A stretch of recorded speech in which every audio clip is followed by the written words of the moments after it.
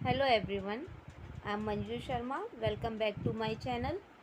आज हम पढ़ेंगे क्लास 6 साइंस एनसीईआरटी का chapter number 2 components of food. अब जैसे कि हम जानते हैं कि भारत जो है वो विभिन्नताओं का देश है, तो इसके खाने में भी अलग अलग वैरायटी होती है। जैसे कि अगर हम पंजाब में चले जाएं तो वहाँ मक्के की रोटी, सरसों का साग बहुत फेमस है और वहाँ की दालों में राजमा बहुत फेमस है। वहीं अगर हम साउथ जोन में चले जाएं तो वहाँ पर इडली सांभर या फिर डोसा सांभर या फिर नारियल की चटनी, ये चीज़ें बहुत फेमस हैं।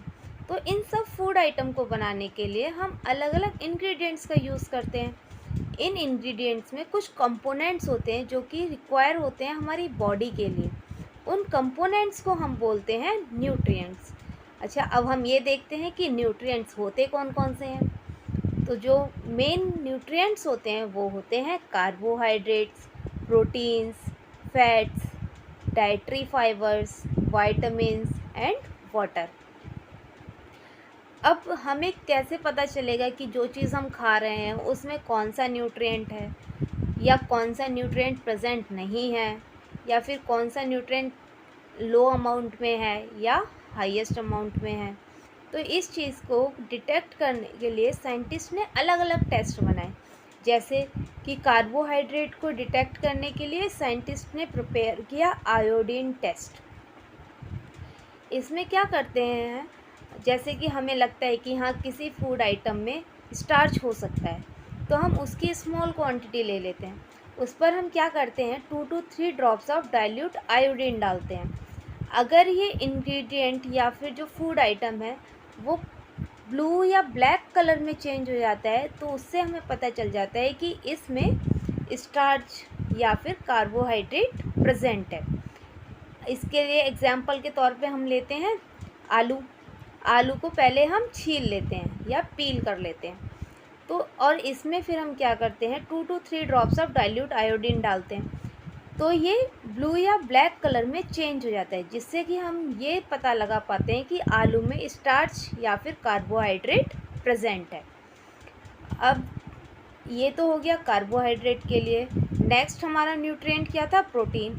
अब प्रोटीन के लिए भी कोई टेस्ट होगा, तो इसके लिए क्या हुआ कि इसके लिए जो टेस्ट बना उसमें हम क्या क्या यूज़ करते हैं, कॉपर सल्फेट सॉल्यूशन और कास्टिक सोडा सॉल्यूशन।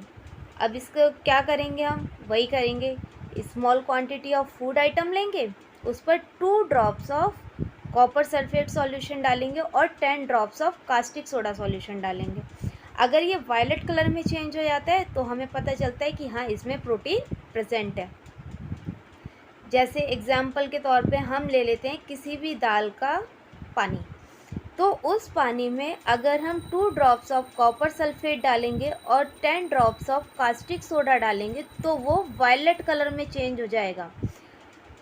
तो हमें पता चल जाएगा हाँ इस दाल में प्रोटीन है। और अगर किसी और इंग्रेडिएंट का भी हमें पता करना है, तो अगर वो चेंज हो गया वायलेट कलर में तब तो उसमें प्रोटीन है, और अगर वायलेट कलर में चेंज नहीं हुआ तो उसमें प्रोटीन नहीं है। अब जो नेक्स्ट है वो हम टेस्ट करते हैं फैट्स के लिए। अब फैट्स के लिए क्या करते हैं कि हम एक फूड आइटम ले लेते हैं, उसे हम रैप कर देते हैं एक पेपर में और इसे क्रश कर देते हैं।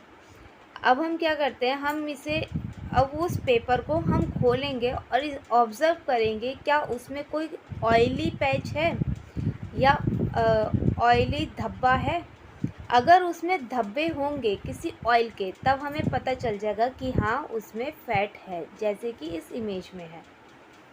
इसे हम बोलते हैं patch test for fats. Next जो है वो है हमारी बॉडी में इन न्यूट्रिएंट्स के फंक्शंस क्या क्या होते हैं। तो जो कार्बोहाइड्रेट और फैट्स होते हैं ये हमें एनर्जी प्रोवाइड करते हैं। ये कार्बोहाइड्रेट है, ये मेन सोर्स ऑफ एनर्जी होती है, मेन सोर्स ऑफ एनर्जी। और फैट क्या है, ये भी एनर्जी की सोर्स है। और जो फूड फैट्स और कार्बोहाइड्रेट कंटेन करते हैं उन्हें हम बोलते हैं एनर्जी गिवन या एनर्जी गिविंग फूड्स।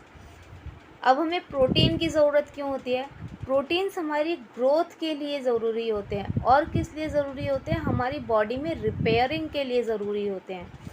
इसीलिए हम प्रोटीन्स को बोलते हैं बॉडी बिल्डिंग फूड्स। हमें वाइटामिन्स क्यों चाहिए? वाइटामिन्स हमें हेल्प करते हैं किसी भी डिज़ीज़ के अगेंस्ट प्रोटेक्शन के लिए, इसीलिए हमें वाइटामिन्स की रिक्वायरमेंट होती है।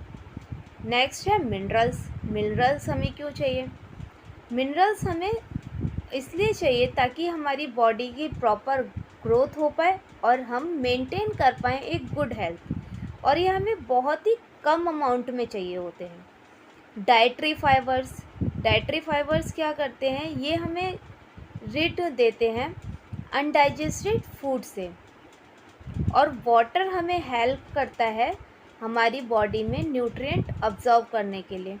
अब ये जो डाइटरी फाइबर्स होते हैं ये हमें प्लांट बेस्ड फूड से मिलते हैं, इसीलिए हमें प्लांट बेस्ड चीज़ें भी लेनी चाहिए, जैसे कि लीफी वेजिटेबल्स खानी चाहिए। और ये हेल्प किस में करते हैं? अनडाइजेस्टेड फूड को बाहर निकालने के लिए, यानी कि एक्सक्रीशन में। Thanks for watching this video. अब हम मिलेंगे नेक्स्ट वीडियो में, जिसमें हम ये पूरा चैप्टर कवर करेंगे। अभी के लिए बाय।